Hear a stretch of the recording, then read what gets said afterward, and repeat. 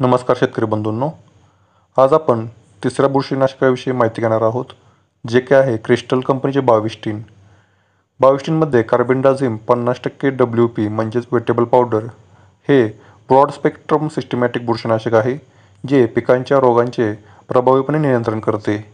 शेतातील पिके आणि पालेभाज्या पिकावरील रोगांवर नियंत्रण ठेवण्यासाठी याचा उपयोग होतो.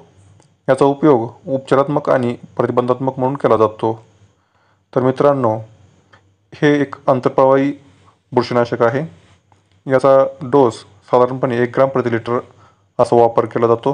कार्बेंडाझिम हे संरक्षणात्मक आणि उपचारात्मक कृतीसह बॅकअप स्पेक्ट्रम अंतर्प्रवाही बुरशीनाशक आहे. पिकामध्ये प्रवेश केल्यानंतर ते स्थानांतरित केले जाते, परिणामी नंतर बुरशीनाशक म्हणून काम करते. हे मुख्यतः बुरशीचा विकास आणि मायसिलिसच्या वाढीस प्रतिबंध करून कार्य करते. तर मित्रांनो, बाविस्टीन एक अंतर्प्रवाही बुरशीनाशक आहे, जे वनस्पतीच्या प्रत्येक वाढीच्या अवस्थेत रोग नियंत्रण करते. बाविस्टीन प्रतिबंधात्मक तसेच उपचारात्मक म्हणून कार्य करते, म्हणून दीर्घकाल कालावधीपर्यंत नियंत्रण देते. सामान्यतः वापरल्या जाणाऱ्या कीटकनाशके आणि बुरशीनाशकाशी हे सुसंगत आहे, म्हणजे तुम्ही इतर कोणत्याही कीटकनाशक व बुरशीनाशकासोबत याचा वापर करू शकता.